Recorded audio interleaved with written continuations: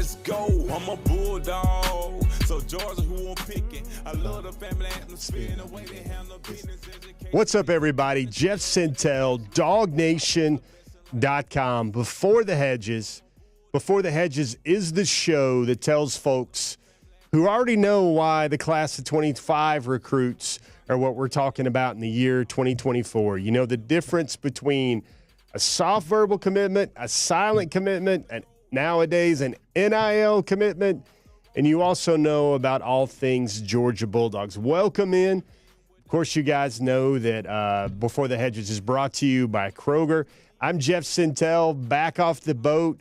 We've got Kaylee Mansell, Miss Mansell, the marvelous Miss Mansell behind the glass, putting together our show on the ones and twos. But we've got a big show. I was like, you know what? We've been on the boat. We don't want people to think like we're living the life of a politician, kind of like my buddy Brandon Adams does. So we came at it with a big show. First of all, happy May, guys. The transfer portal, except for maybe a straggler here because they do have like 24 hours to announce once it goes processed. The transfer portal has essentially given us the rosters across college football that we will deal with. That is a big thing. But May is kind of one of those overdrive months for recruiting, and you start hearing a whole lot. Like, you know, we've got our Big Five coming. Let me throw out some teases. Who wants to hear about maybe why May matters? Who wants to know a little bit about – everybody's thinking about the transfer portal. Who wants to hear about, like, the guys that Georgia's already got coming, still coming, in a roster reload or a roster re-up that have nothing to do with the transfer portal? We're going to make sure you don't forget those guys. You don't forget those names. And then after that, we're going to talk about hidden talents. We're going to talk about five-star talents. We're going to talk about talents. We got top targets. And we've also got not one, not two, but 3 DawgNation conversations tonight's show. And these are guys that are on the current top targets list. So you want to hear about the guys that Georgia's in the running for, Georgia's in the mix for. Of course you do. That's why you turn into Before the Hedges. I'm your tour guide. I am your ringleader for all things. First of all, welcome in. Hope everybody's having a great week so far. And let's start talking about our Big Five. You know, and here's about a little quick pregame on your Big Five. Let me tell you, these are things that kind of make me go, kind of going around the recruiting trail right now. I'm hearing about a lot of guys lately that maybe want to be dogs, but maybe Georgia's not ready to accept their commitment. I'm also hearing about, get this, guys, this will blow my mind. Let's say 4 or 5 years from now, it is not out of the realm whatsoever to think about, you know, the blind side, protection or whatever. It's not out of the realm to think about 6'10", 6'11" offensive tackles. Never would have believed that five years ago. Blocking 6'8" defensive ends. It's crazy how the game is going. I got a lot of theories about that. Talk to some coaches because I'm seeing players pop up. There was in the news this week, Mississippi State, one of their scholarship basketball players, had exhausted his eligibility. He's about 6'10", 6'11", great feet basketball player, played many years in the SEC, 4 years in the SEC, and he's about 6'10", 6'11", 280, and he's trying tackle. He's trying to become an offensive lineman, and everybody looks different. Like, folks, we're not too far away. Amarius Mims, 6'8.5", 330, 340, but, like, give them another inch, and if they've got great feet and great length, those are kind of the alpha traits these days where I get the feeling, because not only is that story from the guy at Mississippi State that's giving football a real college try, but I'm hearing about freshmen now, 6'7", 6'8" freshman offensive linemen, 6'10", 6'11" offensive linemen, kind of popping up every once in a while. And, you know, the game just kind of gets bigger, faster, and stronger. I know what you're saying, technique, pad level, throwing lanes, all those things. But I think the game is changing because basketball is changing. You're seeing a lot of maybe guys that, you know, can't really run the floor, can't play that Euro game anymore. That's the NBA is evolving to a land of gazelles where all the 6'8" guys can have a handle. They can make plays in transition. They can pass. They can be a conduit, and they can shoot outside. And a lot of those 6'9", 250, 260-pound guys are no longer becoming power forwards or centers. They're going to go play football. And that's really crazy to think about. The players are kind of evolving before my eyes. I've been visiting practices this month. I've been hearing about it. Just very interesting. Thought that was a little on-the-road type little intel moment right there. The other thing to think about is there's NCAA legislation, and these are kind of just bonus five stuff right here. I'm going to jump into the big five in just a second, but there's NCAA legislation now where pending legislation, the American Football Coaches Association is talking about it, where they want to make the entire month of July a dead period for one. They want to add another contact week in January, and they want to make all of December quiet, especially because the college football playoffs are taking place. Those are being bantered about. Those are being talked about, and it's getting to the point where you feel like some of those things are going to pass and continue to kind of change the way recruiting goes. So a lot of interesting stuff kind of off the cuff, but right now let's jump into our Big Five. With number one on the list, we're talking about, I think, why May matters for recruiting. So there's a lot of reasons why. First of all, you're seeing Georgia coaches on the road. Stacey Searles went up to Providence Day to go see David Sanders. The number one top target on our top targets list again. You see coaches, you've heard about James Coley going down to Florida, working Florida first and foremost. You've got Travaris Robinson and Glenn Schumann at Enterprise High School in Alabama. Let me get the states wrong. In Alabama, Enterprise High in South Alabama, to go check on playmaking safety, Eric Winters. So you got dog coaches on the road, but here's the thing that makes us all happy and proud that we've got to May. Cooked up a list right here. It's not kind of your top targets, but like these are things why big May dates and why May matters for the Dogs. First of all, I mentioned it. You got Georgia coaches on the road for high school evaluations. That's either in person or like in the state of Georgia. Spring practices here. I was at 2 spring practices today. I also stopped by Langston Hughes High School. Big schools like Milton starting up, Langston Hughes starting up, starts up next week, Westlake started up today. Lots of things popping. I think Warner Robins starts up tomorrow. Lots of big state of Georgia spring practices are a go. Those started, some of them late April to late May is when the timeline goes. And then a couple of weeks, that's the annual Georgia Scavenger Hunt weekend. I believe that's May 17th to May 18th. It's an annual thing where they get the golf carts and somebody tries to steal the keys from the golf carts. The tight ends usually win. Other position groups try to cheat. But that's a good way to bring really top targets in the 2025 class and then the rising juniors to get them on campus to have fun. You take pictures with Coach Smart. You get to see the campus. Hearing about that stuff, hearing about guys that are going to be on the scavenger hunt weekend, it brings a smile to my face. And then in mid to late May, you're going to have Georgia's high school signees and transfers arrive. There's still 2 more transfers that have to come. They usually show up after their high school graduation. Some of them get there in time for the Maymester in Athens, and we're going to put a pin on that. We're going to come back to that in a second for our second element of our Big Two. And then finally, you got the A1A official visit weekend is happening this month. It's May 31st through June 2nd, and that is the one where Georgia loads up the weekend with as many alpha number one A targets that they can. Of course, I use that term A1A in the descriptor there, basically because everybody knows A1A in Florida, prime real estate. But that is when the Dogs try to get their core commits and their major targets, if they have their druthers, to have everybody on campus at the same time, hanging out, bonding, eating a lot of food. So that is a big weekend. So May just kind of feels like it's happening. And right now, May is kind of the pre-game for major recruiting time. And then June is when every big school in the country wants to have all their official visits. They want to have big official visitor weekends. They want to do that the whole month of June. They want to kind of shoot their shot with everybody in the month of June. And then July is when everybody is going to commit. And if one of the things I don't don't mind sharing right now is, you guys remember that part in July where it seemed like Georgia had a commitment? Kirby, the air traffic controller, instead of the air traffic controller, he was the commit traffic controller, had guys lined up back to back to back to back. I won't say who.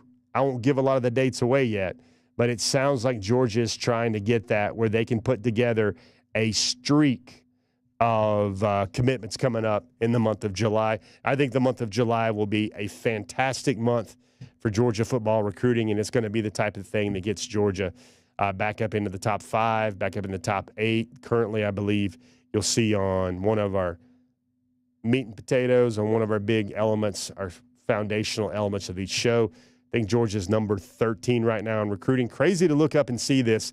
Notre Dame with its 20 commitments is number 1. You've got Syracuse rated higher than Georgia in recruiting. I believe you've got Auburn, I believe, and I think maybe Wake Forest, of all things, rated higher than the Dogs right now in recruiting. But then I can humbly say that all those things will come to an end and it will pass, and the Dogs will be kind of all right with the world eventually. That's number 1. Why is May important? I mentioned this. This was one of the 4 big things, 4 or 5 big things, big dates on the calendar for May. May is when Georgia's remaining 2024 signees come by. And those are the ones that couldn't enroll early in January. They couldn't be mid-years. Georgia had 22 mid-years. I believe they have 6, I believe, post-May graduates, post-high school graduation, normal timeline graduates that will come in. And also they have 2 big transfer portal fines as well. I don't want you guys to forget the 2024 signees who have yet to enroll. That is number 2 on our big 5 right now. Let's take a look at them right here. Summer talent is on the way, and I don't want you guys to forget these guys because there's some dudes coming. Nate Frazier, spoke to him recently. He's up to 204, 5'10", 204. That's a Nate Frazier, a playmaking electric running back. Certainly seems his contributions are going to be weighed even more heavily now with Andrew Paul hopping in the portal. Number 2 running back in the country, number 49 overall. That's in this 2024 cycle. You've got Jaden Rashada, the transfer portal pull out of Arizona State. He's about 6'4", 200. You guys watch his film. We're going to break down his film on a future episode of Hedges. But number 7 quarterback, number 81 overall. That was in the 2023 class. Started a handful of games for Arizona State over the last year. He committed to Georgia while we were all on the boat. And really is a guy that's going to compete really well, going to add a lot of depth. If you see his film, a lot of proficiency throwing on the run, a lot of proficiency throwing deep balls. You like the way he throws the ball. It's kind of effortless as well. And then more big guys. Nasir Johnson, you know why Georgia probably didn't need to go as to be, whatever they could find in the portal and the defensive line. That's because they got big Nasir Johnson, 6'4.5", 300 pounds. That's the guy doing cartwheels out of Dublin, Georgia. Top 107 overall recruit, number 16 DL. Coming to the Dogs this summer, you got Justin Green, another guy out of Mountain View High School in Lawrenceville, 6'3.5", 290. Really impressed me with how he looked at the All-American game out in Texas and San Antonio. You got the flash guy. You got Dwight Phillips Jr., the electric legs, 5'11", 175. His recruiting rankings dipped a lot because he didn't go to a postseason All-Star game. He was kind of never really healthy a lot his senior year at Pebblebrook High School. At one time, he was like a top 80 overall recruit. He fell to number 242, but the guy still brings ludicrous speed to the table. Dwight told me recently that he's working his way back to compete in the regionals and also to compete in the state track meet. Kind of like what he did, I believe, his sophomore year when he only raced in 4 events and ended up winning the state title. You got Marcus Harrison, a guy I saw at G-Day, really massive human being, 6'8", 335. Number 31 offensive tackle, number 366 overall. You got the transfer Benjamin Urosek, another transfer portal find out of Stanford, 6'4", 242. Number 19 tight end, number 448 overall. That was back. Guys, Ben Urosek is a grown man. He's been playing college football since he enrolled at Stanford in June of 2020. That's almost 4 years. he really makes a lot of sense now with the Pierce Sperling decision to retire. Ben Urasak's going to be a big body, grown body, played a lot of football, can get physical, can bang. Also really athletic, pretty good catching the ball as well. At one time in his Stanford career, he led the whole Stanford Cardinal in receiving yards. So Benjamin Urasak coming into play. He was still in play that Georgia wanted prior to the decision made by Pierce Sperling III. And then you got the 3-star punter, Drew Miller, who's more than a punter. We've talked about him a lot on Before the Hedges. Number 1 punter overall and the number 1,925 overall prospect in the class of 2024. So that's the summer talent on the way. Guys, I don't want you to forget about that. Wanted to make sure you jog your memory. Oh, yeah, Georgia's got a top 50, number 2 overall running back coming to the stable there for Josh Crawford. They've got another running back signee that's going to be a kind of a toy like James Cook was early in his career and even late in his career that can run a 10-2 in the 100 meters with an incredible athletic legacy in his family. His father, the world champion, his father, the Olympian in the long jump. So big guys too. The guys for the trenches, the guys that make Georgia different, coming your way as well. But I wanted to take you now. This is one of our 3 DawgNation conversations. And it's really interesting because this guy, he's at Langston Hughes High School. I don't think he gets enough credit or enough run, even from guys like me, as one of the best players in the state this year. He was a starter at Langston Hughes when he was a freshman, played really good football for them. He started picking up offers from LSU, Auburn, UAB his freshman year. They lost his freshman year. At the time, get this. This is how talented Dontrell Glover was.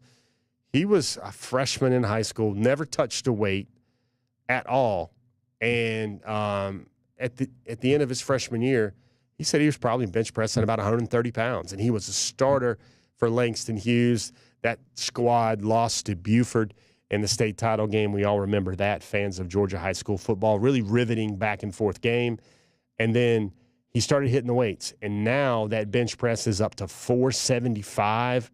Wow. And then he's squatting over 500. I believe his latest squat max was 515. He's about 6'3". He's about 305, and he's also a former Bama commitment. Kind of like the story here with Mason Short. You see this tease. Can the Dogs sign 2 former Bama commits in 2025? I think it's possible / probable they can. Dontrell Glover was committed to Nick Saban's Alabama. And then Saban left, and then Eric Wofford left, the line coach. Kind of sounds a lot like the Mason Short story there as well. Mason remained committed to the Tide until the offensive line coach he loved was no longer a part of the Bama staff. And you hear that, you see that, and you've got Glover, who told me that Georgia was his favorite team growing up, but Bama was the team he wanted to play for. So really the quest for Georgia, for Kirby Smart, and also for Stacey Searles, is to find a way to make sure that the team Dontrell Glover favored coming up also means the one he wants to play for now. Pretty good DawgNation conversation here. You're going to see probably 2-3 minutes with Dontrell Glover, and at the back end, you're going to have some words on why Dontrell Glover would be a good fit in Athens from his head coach, the state championship winning coach at Langston Hughes, Boone Williams. So really good DawgNation conversation. Langston Hughes, Dontrell Glover. Let's sit back and watch.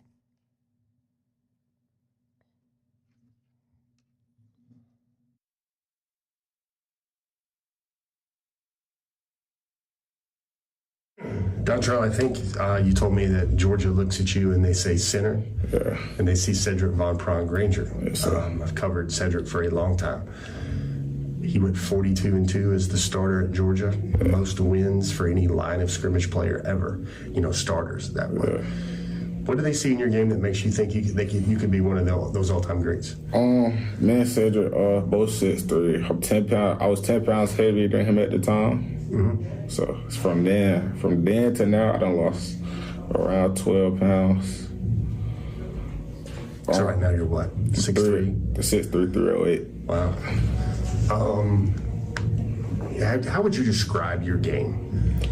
Like if someone watches you for the first time, what do they want to pick? What do you hope they see in your game? Physical. And I think I play with a mentality that nobody else play with on the field. Like, I just think, I don't even be mad, it's just, like, I just got to make a way for my running back, make a way for my quarterback, and make a way for my receiver to do what they got to do. Because I feel like without the O-line, I don't think the rest of the team can do nothing. Like, it started at the line of scrimmage, so I just feel like if I'm dominating, the rest of the O-line going to be dominating. So. Sounds like you decommit from Alabama, and then you're trying to find a fit. Yeah. And you said Auburn, you said Florida State, schools that have been hawking you for a long time. And then you go to a spring practice at Georgia, and then something clicks there. What did you see there that made you think, like, wow, this might be a place? Well, practice never stopped. I'm pretty sure it's like that at most colleges, but practice never stops at Georgia. Like, you're going to have water right by you. They're never going to the sideline. And they got a lot of competition. I like competition, like just going against the ones, the twos, the three. It doesn't matter because at the end of the day, you all at the school for a reason. Georgia felt like y'all was good enough for y'all to be at the school. So. Did you get to know Mason Short while you guys were Bama commits at all? Yeah. Isn't it funny that now both of you could wind up dogs? Do you think about that at all? Oh, yeah. When Mason committed, I picked the R's. I posted on Twitter, I picked the R's. Because I just think me and Mason, I think he an interior lineman too. Yeah, he would be. Yeah, but I think we could be the best duo in the country. I talked to Tavares Dice a lot about Auburn, but I just tell him, I be trolling. I be asking, when you gonna come be a dog? Oh, wow. Yeah. How do you feel about the dogs? Like, what do you like best about your opportunity at Georgia? Really just the win, just winning. Like, I love to win, so it's just like, once a winning team, you got 2 national championships under Coach Smart. Have they won the SEC championship? Yeah, they did. Yeah, you got an SEC championship. That's just big because you got a winning coach, you got a violent coach, you got a physical coach, you got a fast coach. You just got everything that players want. Is there any drawbacks at Georgia? Are there anything that, is a minus in all those checks and minuses? Not really. I don't think that many minuses at Georgia. Because Atlanta native Anthony Edwards went there. He played basketball, and he doing great right now in the league. Just swept the Suns. Yeah. So, Coach Williams, I mean, you basically offered up the prescription. Why does Georgia want him? Why would you think he'd be a good fit at Georgia? Because I know the way the brand of ball they play at Georgia, everybody's kind of aggressive and stuff, and I think Donnie is one of the meanest, nastiest football players I've ever. I mean, that's the epitome of who he is, mean and nasty. He wants to be violent. He wants to hit you with his face mask, and he wants to hurt you. It's just, if you watch Georgia play, it's some of the same aggressive brand of ball that Georgia plays, we play here, and that is who Donnie is. I think you know what Kirby wants, right? What are the 2 traits that he's got that Kirby wants? Mean and nasty, violent, and very determined to beat his opponent in a nice way. What did folks need to remember about the ESPN game last year? What was he doing to show off that mean and nasty? He bent his face mask. I mean, that's one of the things. Like, he hit him in the mouth. He showed a lot of aggression, a lot of passion for what he wanted to do. He led his team offensive line-wise, and he just dominated Carrollton, and that's who he's been since he's been here as a freshman. How does he take that 475 pounds in the weight room and just erase guys in front of him? He's a mauler. You're going to understand you've been blocked for 4 quarters, and it's, he doesn't, if he does, and does not, I know he does not win every rep, but when he does, he wins really hard. He's very aggressive at the point of attack. He's very violent at the point of attack, and he doesn't finish until you're on the ground. That's kind of, What does Kirby and Stacy tell you that they like in him? His aggression, his physicality. He's not scared of anything. He wants to annihilate the blocker, the defender in front of him, whether it be a shade, a 5, a 7, a 1. He's going to find a way to hurt you and the backers. He does a great job with that. You guys track pancakes or demolition blocks or anything? If I did, he would have the school record. 15 a game? Yeah, somewhere around there. It was to the point where, we were getting blocking too hard flags. Yeah. The stripes came over to you and said he's blocking the kids too hard? Yeah, too aggressive. What did you say to them? Ref, I mean, what we playing? We're trying to play for the playoffs. I mean, so that's kind of one of the situations. Do you go over to him and say, "Hey, dial it down a little bit"? What's the coaching point there when the ref says that? Hey, Donnie, you're blocking too hard. And his response sometimes is, "Well, they're going to have to throw a flag today, coach, because I can't stop blocking hard."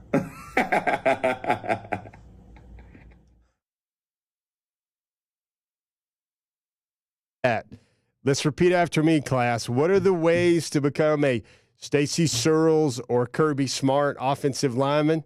Mean, nasty, be a starter at a 4-year starter for a state championship caliber team in high school, start as a freshman. Oh, yeah, maybe bench press 475 as well. Throwing aside of also being recruited by Alabama, and that's the recipe for a dude. I got to ask my co-pilot here, my wing person in here. Kaylee, you've been around football a little bit. You've grown up around football.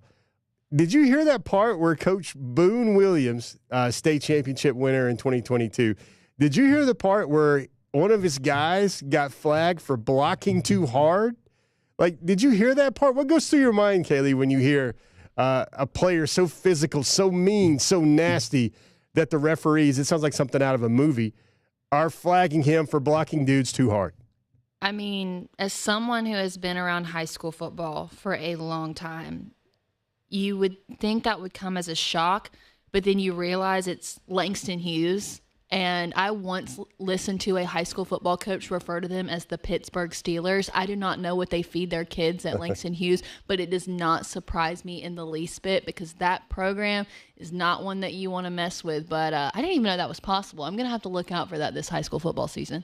Yeah, and it's funny because he said, I said, hey, coach, what's your coaching point to that? What do you tell your guy? Not block as hard? And he's like, no, coach, we're going to get some more flags because I'm just going to keep blocking my guy hard. So you want to know why that guy is now on the top targets list, way up the top targets list? You want to, you kind of heard that stuff about Mason Short. You kind of heard that stuff about all that stuff about Cedric Von Prawn Granger. These is a lot of name droppings here. I think Dontrell Glover, everybody calls him Donnie. It was really cool to add his coach's head voice to that package, head coach's voice to that package here on Before the Hedges, brought to you by Kroger. But really cool to see that and to see, Dontrell and kind of just what he is and what he's all about. He's got that mean face. He's got that mean mug face down, but also Florida State, Auburn's trying to get an official visit. Georgia's got an official visit. I believe Tennessee might have an official visit. So Georgia's getting one, so it'll be very interesting to see what transpires there. With Dontrell Glover out of Langston Hughes High School in Fairburn, Georgia. Really appreciate Coach Boone and also Donnell hanging out with me, taping some of that stuff for Hedges tonight. And number 4, like we said, not 1, not 2, but 3 DawgNation conversations. And why don't we hit 2 big alpha names on the top target list at the same time? I was at Westside High School earlier this afternoon watching their practices. And you know what? When I say Westlake, everybody immediately thinks of 2 names, Travis Smith Jr. and Juan Gaston Jr., the 4-star offensive tackle. He told me today he was about 6'8.5", 365, 367, 369. Just massive watching him out there. Got the chance to talk to Juan. Got the chance to talk to Travis. Let's tee up right now. Juan Gaston Jr., major target for Georgia at Westlake High School in the 2025 class. Let's do it right now on Before the Hedges.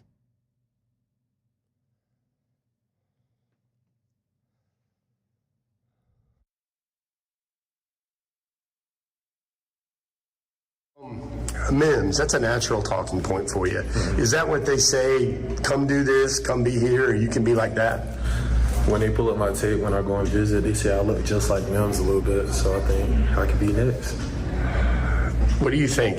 What have you got settled? Last time I talked to you, you had a May 31st official the Georgia set? I do. Is that still? Yeah. You're going with that guy too, right? Yeah. What else have you set up since then? South Carolina, Oregon, Tennessee, Texas, That's all the ones I know. Are those on all the weeks right after Georgia?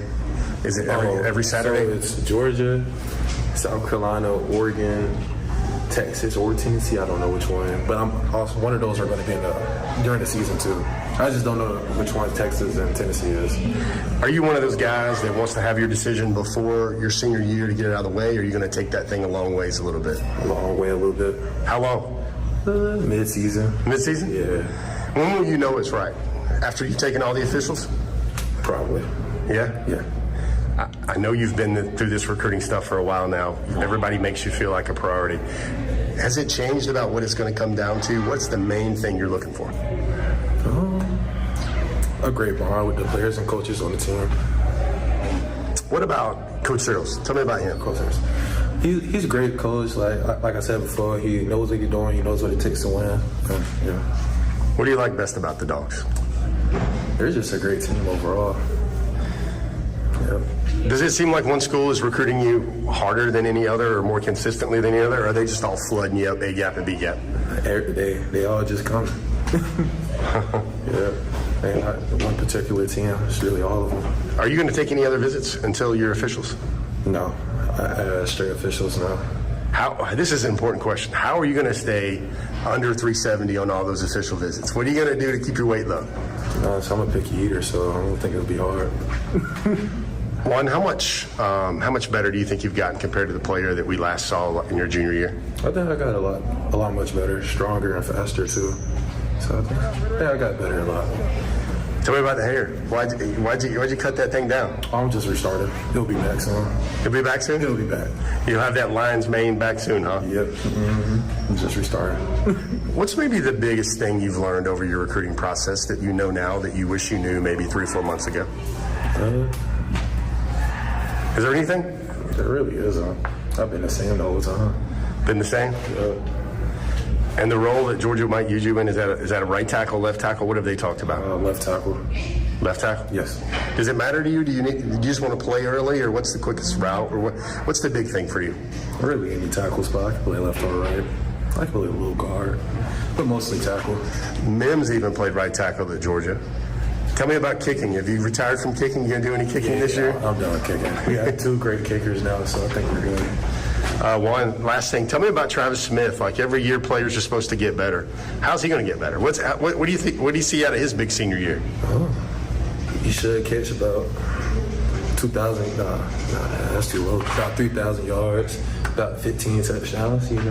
So slight for Travis. One, I always like to talk to you guys off the field. You're more than just tools to win a game. What's big in your life right now? What's cool besides football and recruiting and deciding where you want to go play ball? I really don't do much but stay at the house. Yeah? Yeah, I don't go nowhere. I'll be at the house. Are you watching NBA playoffs for your dad or anything like that? Nah, I be in my room sleep. Sleep? Yeah, I be sleep. Oh, man. Juan, hey, man. 5 good minutes. Juan Gaston, he's about to start up the first of 900 pancakes this season. Appreciate your time. Yep. Thanks, man. So let me tell you a little funny story here. Juan Gaston Jr., and I'm sorry, I put too much cayenne pepper. I have too much fun with the last name. It kind of just rolls off the tongue. It is not Juan Gaston, but I sometimes have fun with it. It's Juan Gaston Jr. His father was a great big man for Georgia Tech a generation ago. And I want you to think about that. And one of the things I wanted to make sure I didn't cover up the video with B-roll of him looking amazing and like just a massive human being on all those highlights and all those clips. But I got him. He was laughing a lot. He was jovial. Sometimes, as a reporter, as an interviewer, it's our job to make our guests feel comfortable. It's our job to, unlock information. But I watched Juan Gaston in that interview, and I'm just really happy for the young man. If anybody knows Juan, some of my peers in the industry, trying to interview Juan Gaston maybe a year or 2 ago, you got maybe 3 words, 6 words, something like that. And you constantly have to chip away. And he's like that with everybody. He once he gets comfortable with you and starts to get to know you, then you see a different Juan. He's a jokester around the Westlake team. I mean, even his head coach now at Westlake High School, Coach Mitchell, he was telling me, like, man, I was around here as a DB coach and D coordinator for 8 months before he really started talking to me. It's just that acclimation with Juan. And then you kind of get the real smile. They call him a gentle giant. Of course, Georgia really wants him in this class. You heard the Mims comparison to Amarius Mims. And, you know, so you saw him moving, just a massive human being. Bullies is what Georgia wants on its offensive front. And it's complicated, really. Oregon was his dream school. He's never visited Oregon before. I think it's going to be really hard for a lot of those coaches that haven't been around him as much as the Georgia coaches, by that story I just told you guys, to kind of get him comfortable, get him smiling, get him happy. But he's going to visit South Carolina, I believe, Georgia, Texas, Tennessee, Oregon. He's going to take some visits during the regular season, some officials. And it's going to be kind of a race for Juan Gaston Jr. I think Georgia's going to prioritize him. I think they've recruited him very well so far. But he was very jovial. He was kind of like, yeah, I'm going to take this thing a ways. I'm going to maybe decide in the middle of the season when he figures it all out. I love how he's very comfortable in his own skin. He's like, I don't go anywhere. I don't do much. I just sleep. And find you a guy that big, 6'8", 360. The ideal weight for him, I believe, is probably 335 or so. He's just a massive human being. Big arms, great feet. Always had very good feet. The son of a ACC basketball player father. So good family around Juan Gaston. But get a guy like that just wants to stay home and sleep, and that's a good recipe for him to end up in the NFL draft, kind of like Amarius Mims did, going 18 overall to the Cincinnati Bengals. So great stuff there with Juan Gaston Jr. And, hey, you can't go to Westlake High School in Atlanta, Georgia, and visit the Lions without checking out Travis Smith Jr. I've got a funny story to tell you about Travis Smith after this DawgNation conversation here. But Travis Smith Jr., priority wide receiver target. What does he think about Ryan Montgomery? Has he reached out to him? Have they started talking yet, the Georgia quarterback? What does he think about his timeline? What does he think about Georgia? What was that G-Day visit like? We've got that all stacked up for you, ready to go here. Like the aisles of your favorite Kroger, we've got another DawgNation conversation coming at you right now. Travis Smith Jr., four-star wide receiver, big in-state target for Georgia.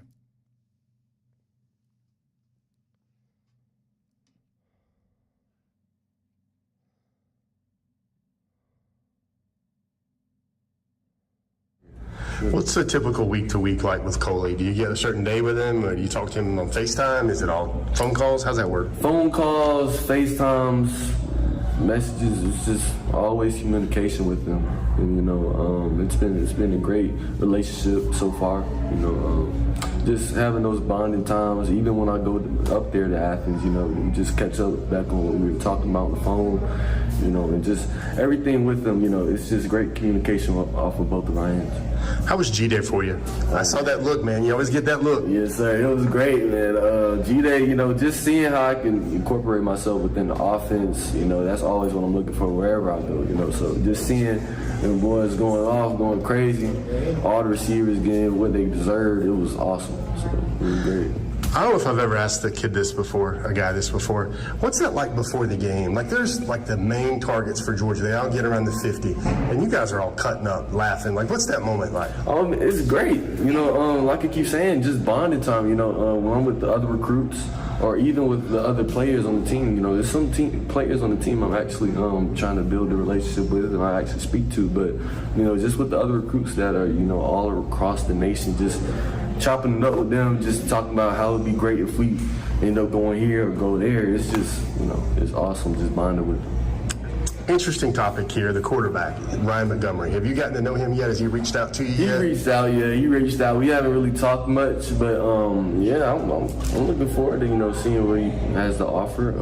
You know, but we haven't really spoken too much, but we do have each other's numbers. What's the pitch from Coley? What does he keep telling you? Do you get it on repeat? Repeat, but mainly just, he doesn't even try to pitch much. You know, he's such a cool guy. He really wants to know who I am. He tries to build a relationship, even with my family, you know, just saying what's up with my mom, my dad. You know, he always keeping it cool. He don't even try to pitch to me like that. I won't even call it pitching. He just trying to chop it up with me. Travis, what's the next steps for you? I think, are you going to take any unofficials, or are you just going to dive straight into your officials at the end of the year? Diving straight into those official visits. I got before coming up, Georgia first with Juan. I got Auburn. I got Auburn right after that, and then Bama, and then Tennessee. So I'll be headed over there for those official visits. Do you think he'll take a fifth? Do you think he'll need to take a fifth? What's your thoughts there? No, but it's been some schools that I'm kind of contemplating with, but as far as right now, nah.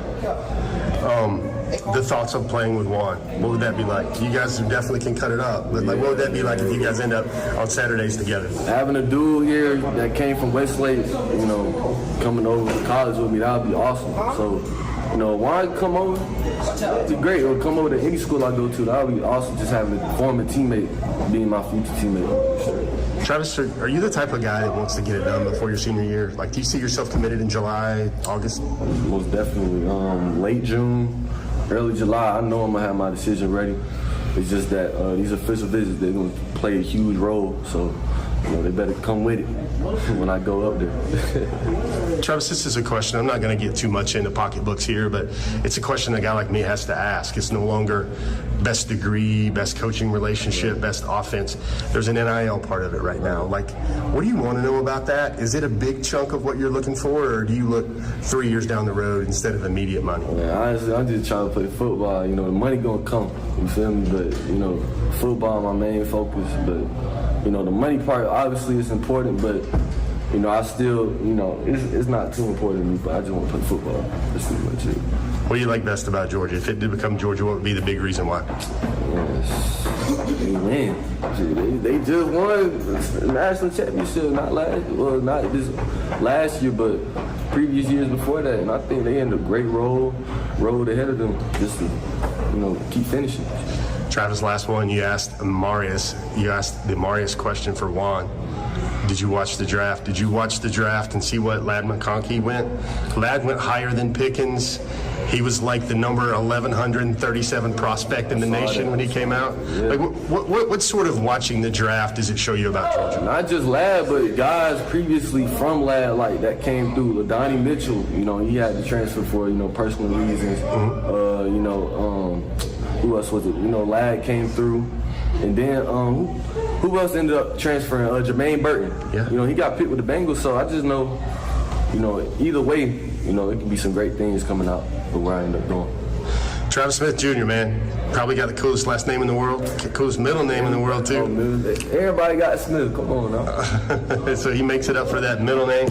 Hey, Travis, man, always appreciate the time. Thanks for chopping it up. Thank you. All right, guys, let me see here. First off, you heard that little bitty story right there. So, hold on. Sorry, Jeff. I have to pull a Kanye moment here. Uh-oh. I'm gonna let you finish, and I know that you said that you didn't want to roll this clip, but I do think that we need to show what Travis Smith really said. So I'm going to take producer authority here and give DawgNation I'm gonna give them what they want. Sorry. Oh my word! We weren't supposed to show them. I don't. Well, Kaylee's too late. I'm the one pressing the buttons. It's happening.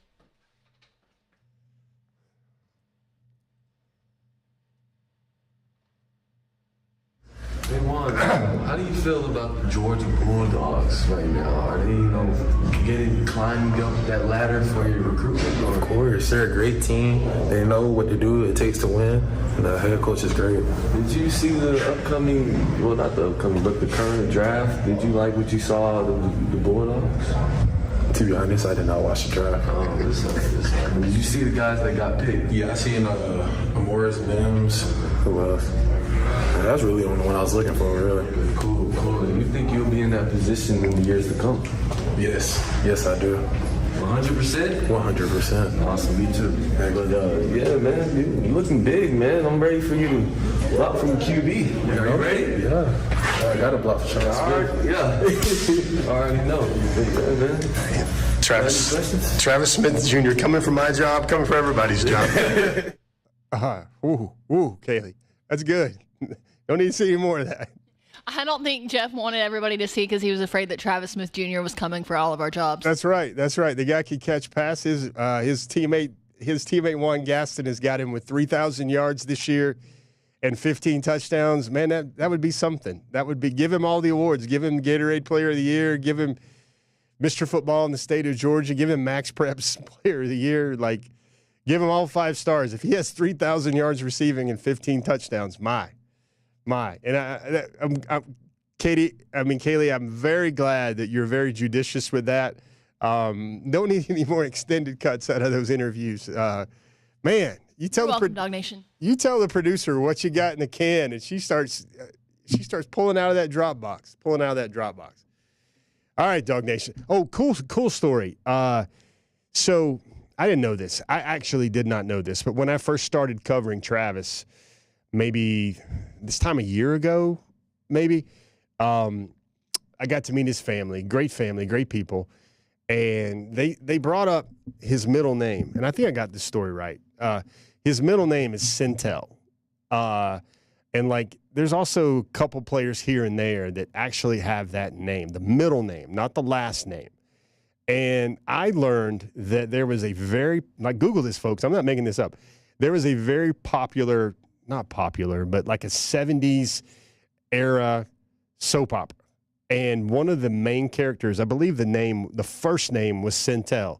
But a lot of people liked it. And they're like, hey, that's a middle name. Or that would sound a great name for one of my kids. And, like, so sometimes, this has happened at least 2 or 3 times now in my career, where somebody's like, hey, your last name is our middle name, or somebody's first name. So, you know, I know you didn't want to know that on Before the Hedges, but I just think that's pretty cool. Travis's middle name is Sentell, so that's pretty cool right there. Question of the week on Before the Hedges, brought to you by Kroger. Our question of the week, and we got bonus round tonight. This is like Mario Brothers when you got a bonus round. We got one question of the week, and this is the you know, for all the traditionalists, the fundamentalists, this is the hardcore recruiting question. What do you think is the most unsettled possession for the 2024 recruiting class? I'm big about audience engagement and audience participation. Let me see if I can jump on YouTube. We got some folks watching on YouTube. There will be a live Q&A. I'm keeping up with unionization, all those questions that I've seen so far. But my thought on the most unsettled position is, and I'm not talking about like silent commitments or anything like that. But I mean, most unsettled is you can, for a lot of positions in Georgia's class, you could look and say, okay, there's a group of about 8 receivers that Georgia wants that like Georgia. Same thing for running back. Same thing. I mean, Todd Hartley had his tight ends figured out before probably they even built some of the Royal Caribbean cruise ships. That's how well Todd Hartley gets everything figured out. But there's a position or two to me that I think there's a lot of mystery, and maybe even more mystery than usual, and probably might have something to do with what Georgia signed in the 2024 class with all these dudes. But really, for me, the entire secondary, if anybody that does this job covering Georgia recruiting or even national recruiting could say, here's 6 names, 4 of those guys will probably be dogs, that would be very hard to do right now. I think corner, I think safety, those are really tough positions for Georgia to figure out. There are a couple guys in California. There's a safety, Trey McNutt in Ohio. There's a couple targets for Georgia in South Florida. But I don't even think maybe Georgia actually knows what it's looking for there. A couple of corners in Texas. Georgia's already been out there to Texas this week on visits. Dante Williams. Maybe 1 or 2 names. You know, we've talked about some of them before. Some of them are on the top targets list. But right now, I think the one position that's pretty hard to figure out right now, and it's every year a specialty for Kirby Smart in Georgia, are the DBs and are the safeties and the corners specifically. But I'm sure a lot of these recruits are looking at it and they're going to go, okay, hold on. Julian Humphrey's there. Dalen Everett's there. Ellis Robinson IV is there. You got Daniel Harris there. You got DeMello Jones. You got a lot of guys. Janelle Aguero. You got KJ Bolden. Jake Pope. The Dogs are going to be good there, but sometimes when you're really, really good there, it becomes a little mystery trying to figure out who it is. And that's your first one. Now, the second question, the second bonus question, I'm not going to share it with you just now, but I'm going to go back in the replay machine, the Wayback Machine. I'm going to take you back to last week on the DawgNation Cruise. I think it was after formal night, and I just thought this was the coolest thing. You want to talk about talented, you want to talk about out of this world, good people that we meet on the DawgNation Cruise. I want to introduce you to Crystal Wilson. Crystal is a mom. She's a wife. She brought her young daughter, Chloe, on the DawgNation Cruise. I mean, everybody. We are huge fans. Crystal got the BA award for basically the most outstanding cruiser, or the MVC cruiser, most valuable cruiser, someone that captured the spirit of everything. I want you to check out this clip, and she might be the most talented person that we show on the show tonight. Check it out here on Before the Hedges.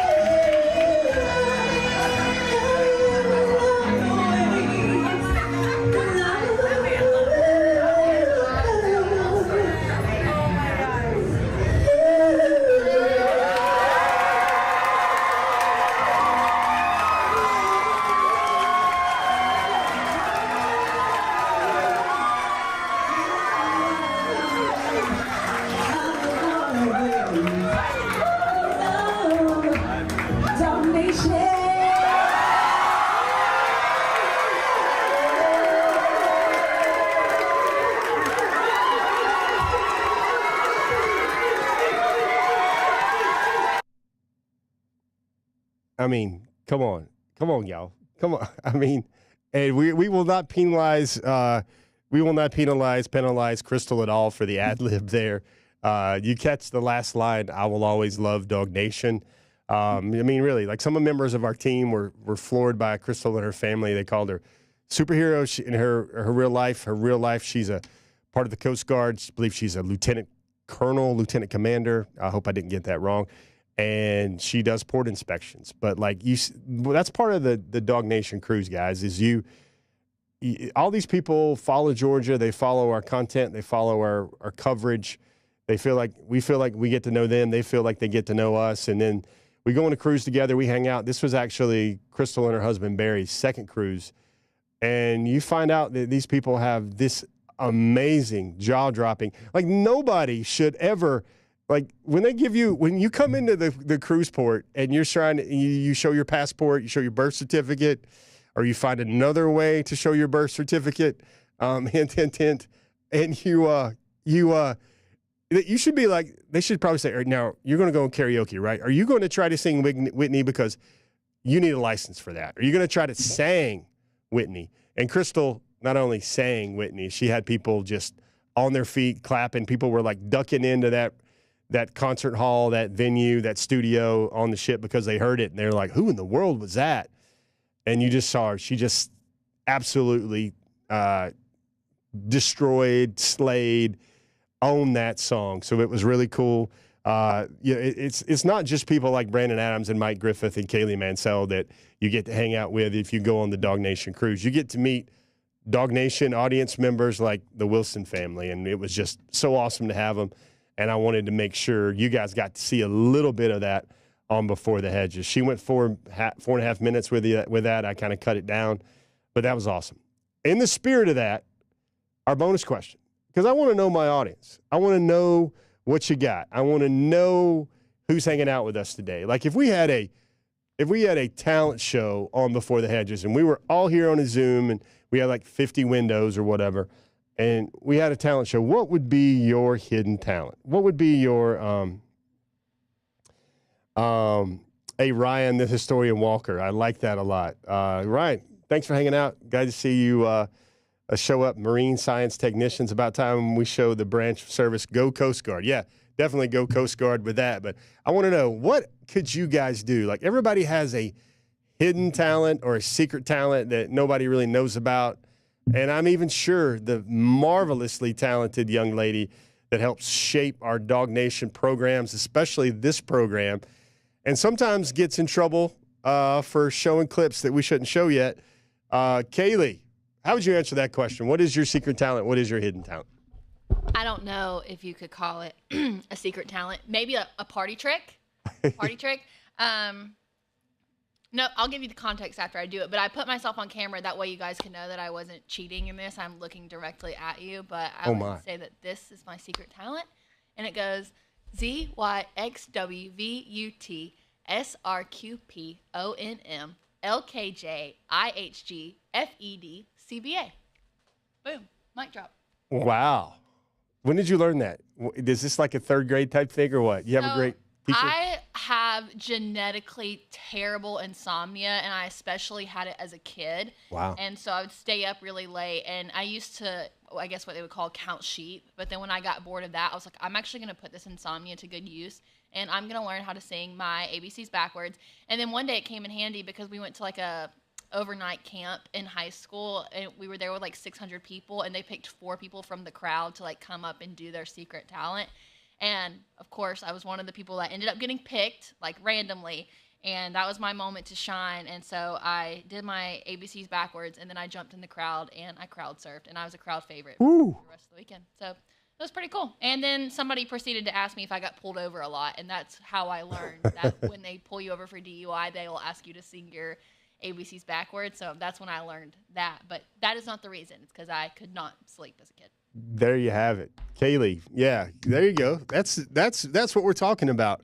You understood the assignment there. That's pretty cool. Let me see. Sonia Prescott, not sure what her hidden talent is. Alan Verboncic chimes in. He was one of the best weapon loaders in the United States Air Force. We got a good military presence here tonight. That's pretty good. Sonia also says that we don't need to hear her. Ryan actually knew her. He was stationed with Crystal in Philly, and she is a lieutenant commander. That's what I thought. Hopefully I said lieutenant commander, but really impressive people. Nobody says they have any talents. Let me see what YouTube has to say about all that stuff. We do these shows, and I'm going to give you all the stuff you want to know about DawgNation recruiting, but we're all people here too, so I think it's really cool to learn about people here. And Desmond Thornton, he's a home inspector and a 4th degree black belt. Man, go Dogs. That guy, just quoting him right there. That's pretty cool. That's good stuff. In the spirit of moving this show along, but interesting. I'm kind of like people here that are watching the talents among us, and we got Kaylee surprising me again with the reverse alphabetization in her database and her memory bank. Really cool stuff right here. Let me see. Now we talk about the same things we talk about each and every week.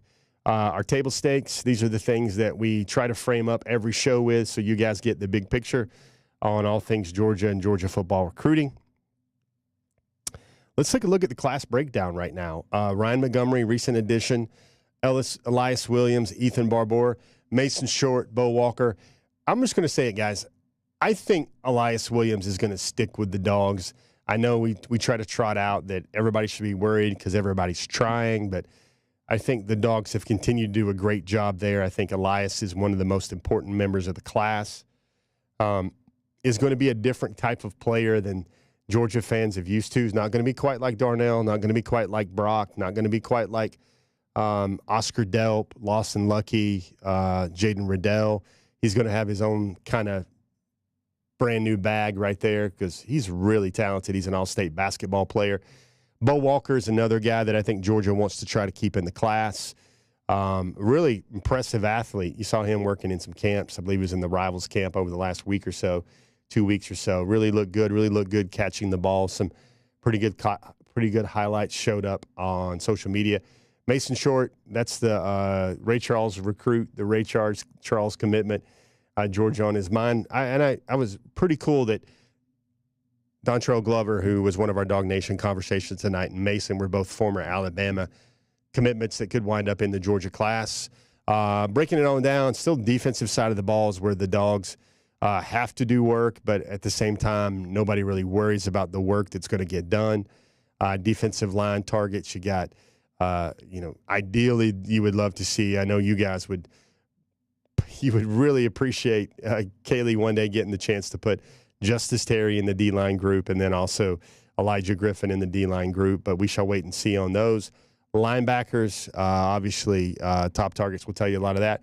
But I think it was interesting that Georgia was able to get Darren Akinabon to commit so early. And one of our recent hedges showed how it was kind of a done deal when he made the trip to Athens as well. That's your class breakdown. Let's take a look at the snapshot. We mentioned it earlier. 8 commits. Notre Dame's got 20 guys, so that's why Notre Dame's number one. Other schools that are in the mix there, they've got a lot more commitments. I believe Syracuse and, our old friend Fran Brown, I believe he has 18 commitments in the class right now. So other schools don't have as many. Alabama doesn't have as many. So you'll watch all those lists populate. Still number 13. Georgia got to a number 11 a couple weeks back before our cruise, but then they dipped a little bit to 13 after some more traction. Ohio State's number 2 with 13 commitments. USC number 4, great nemesis for Georgia in the class, has 12. Wake Forest, hard to believe, actually, Wake Forest with its 15 commitments, almost twice as many as Georgia's 8, have 15 commitments right now, and they are number 12 in the country. Way to go, Wake Forest there. They've got something figured out there with their collective, sounds like. 5 in-state, 3 out-of-state. 6 Dogs are in the SEC footprint. 2 commits are beyond the SEC footprint. You see there, right there, the out-of-state commitments. Ryan Montgomery is one of those. And then you've got, obviously, Darren and Akinabon as well out of New Jersey, and then Stephon Shivers out of Humboldt, Tennessee. Those are your 3 out-of-state commitments. Offensive kind of heavy class right now. The defensive guys will come. There's only 1 5-star. There's only 1 top 50. There's only, the top 100 and top 50 commitments are still on the way for sure right there. That's your recruiting snapshot. Now let's take a look. This is what everybody wants to see. Top early targets. Got some 14 names here. We got some movement here. I know Kaylee Mansell won't be the only person that was happy tonight to see Usmani Kroma out of Lee County join the top early targets. Cortez Smith, the talented interior offensive lineman out of Parkview, still among the top early targets. Marion Dye out of Elkhart, Indiana. Kaylin Edwards out of Dyersburg, Tennessee, former Auburn commitment there. You see Dontrell Glover making the top 10. I was just really impressed with him, guys. He can make your line calls. He's a leader. He's a guy that's already a slogan guy for Langston Hughes High School. And if we're being honest, with all great respect to Bo Hughley, who's now in Athens, he's up to like 308 pounds. Georgia is very pleased with Bo. Dontrell has a very strong case here to be probably the best lineman that Langston Hughes has produced in some time. Bryce Davis, really talented edge guy out of Greensboro, North Carolina, Grimsley High School. Really, Dijon Lee is, like we mentioned earlier, a very unsettled position about who Georgia could wind up with and who Georgia could take. That would be Dijon Lee, the big, talented 5-star corner out of Mission Viejo, California, who also likes him some Sadie. Really good 90s R&B diva right there. Next page of top early targets, and these are some big names. We got 2 DawgNation conversations inside the top 7. Juan Gaston Jr., you guys know all about him. We've talked a little about him on our show. He was one of our DawgNation conversations. Really great spirit about Juan. Wherever he winds up, they're going to get a really talented player. I think he's really just scratched the surface. You watch him play, and he really only kind of cuts loose when somebody starts battling with him and competing with him, and then he finds another gear to his game. I think one thing I'd love to see out of Juan's senior year is if when he hits the field, that switch goes on and he is just a monster. Basically the thing that makes Dontrell Glover such a special interior offensive line target. C.J. Wiley out of Milton High School, state champion wide receiver. Great size, speed combo there. Elite in both categories. Travis Smith Jr., you saw him. We spoke to him. That was our other DawgNation conversation. Zayden Walker out of Schley County, number 2 linebacker in the country right now. Believe he's got his commitment date set for July the 5th. Justice Terry, we wrote a lot about him recently on DawgNation.com. Thanks to all for the feedback there. It was just a very detailed story because I wanted to make sure more people understood that it's not a straight NIL bag deal there with USC. Justice Terry is using NIL to unlock his lifelong goal. Even when he's a wealthy man in the NFL, he wants to run his own barbershop and cut hair as well and have his own chair. Elijah Griffin, David Sanders, 2 major important targets. You hear a lot of Clemson with David Sanders. You hear a lot of Tennessee now with David Sanders. And I do feel that Georgia will still receive strong consideration from David and his family as well. Those are your top early targets. Let's take a look at just off the list. Been some names dropping off the list here. Some guys that were in the top 10, the top targets list have now drifted down to just off the list.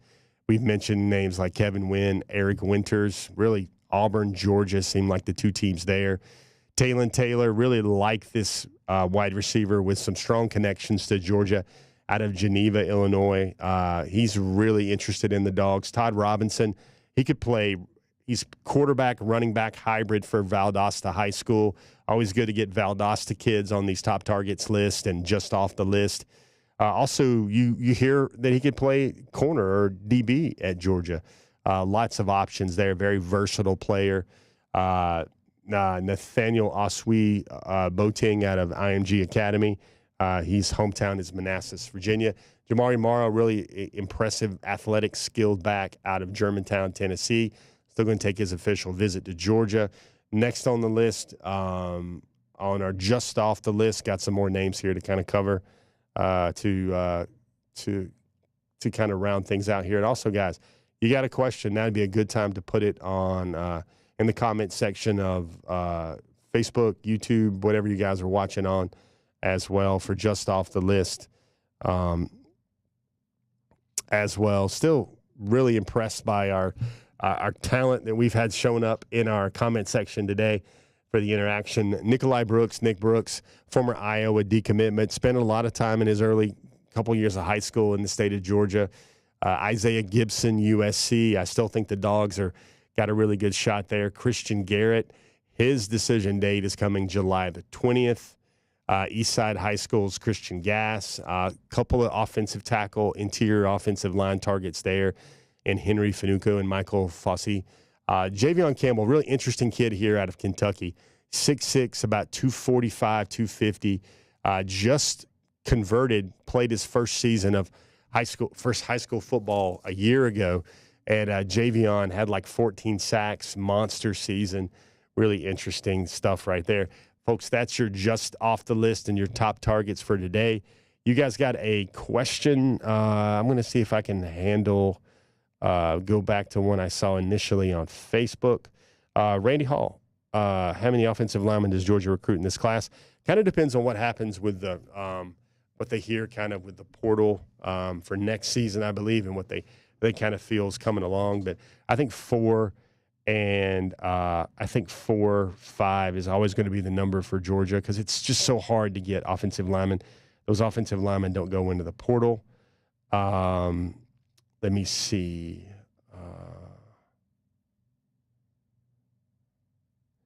Interesting question from Alan. Yeah, Verbonsic. Peyton Woodyard, former Georgia commitment, decommitted from Georgia, flipped to play for Saban in Alabama. His family have big Alabama roots. He's already in the portal after spring practice. You hear Oregon a lot with that as well. Randy Hall, who is winning the contest between both Bo and Ethan? Neither one of the last 2 commitments I believe, go on the scoreboard for either one in the commit to the G talent. Got some folks. Kyle Cummings says he's a 2-time fantasy football champ. Randy Hall. Let me see. Kevin Pugh says he's Marine Corps. Let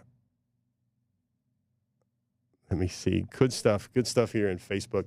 I think one of the things I saw, UAB unionizing, I don't know if you guys are following this, but there's a lot of pending. There's like 4 court cases in terms of revenue sharing and back pay for athletes. And should these things go across, you see statements from powers that be or power brokers, decision makers, about they want to bring the collective underneath the university watch and basically share revenue, maybe have a certain type of standard, certain type of, structure, which would basically be the end of all pretenses and hopes of amateurism in college football as we know it. But is that something that's better than what we have right now? That's a very debatable, very arguable point in terms of what could happen there. And I think it'll be fascinating to watch in some ways.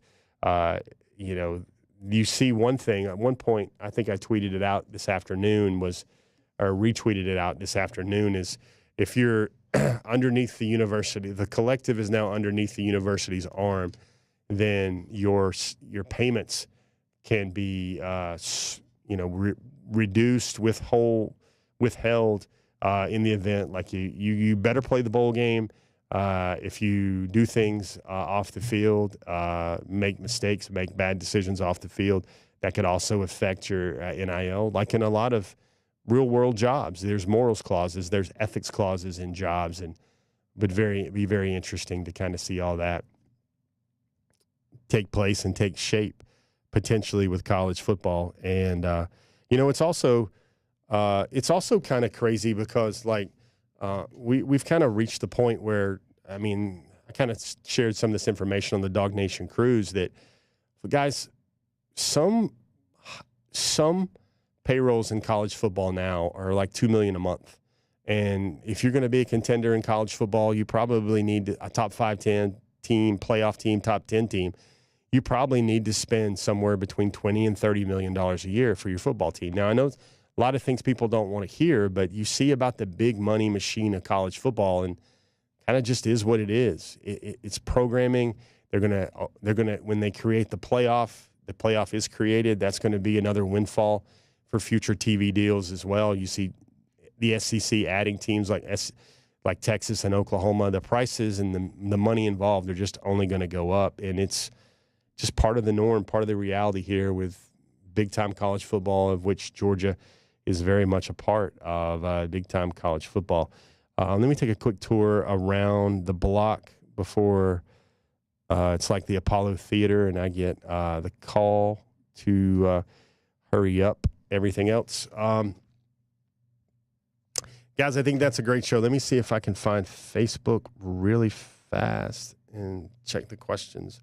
Check the questions on YouTube. Going on right here. Anyway, hope you guys enjoyed the show. Parting thoughts, closing thoughts as I try to get to our closing part of the show. We got home inspectors. Jermaine King is cursed with unlimited TV and movie trivia knowledge. I kind of share your burden there. Jakeem Stewart, that's the 2026 really talented defensive lineman who may reclassify to 2025. And hey, DMart 42, good way to end it. Georgia legacy RJ Godfrey out of North Gwinnett, who was at Clemson, has committed to the Georgia basketball team. So he's going to be playing basketball, not football, for his dad's alma mater. So that's always really good to see there. Anyway, guys, hope you enjoyed the show. I hope you enjoyed the rare Whitney Houston I Will Always Love DawgNation performance from Crystal Wilson. And we will also 3 DawgNation conversations. We talked about why May is important. We talked about a little stuff off the cuff. Are we going to see 6'11", 6'10" offensive linemen in the future? Certainly sounds like it. Guys, that has been your intel. I am Jeff Sentell. We will see you guys again on the pages of DawgNation.com. I got 3 things for you. 1, be kind, be amazing. Know that you're loved, and try to be the reason why somebody smiles today, tomorrow, the end of the week, because it's a great world out there when everybody thinks like that. Mini message over. I'm Jeff Sentell. That's your intel. Thanks for joining us on Before the Hedges. We'll see you next week. Watch DawgNation at Large tomorrow. Watch DawgNation Daily as well. There's my theme music. We will see you guys later.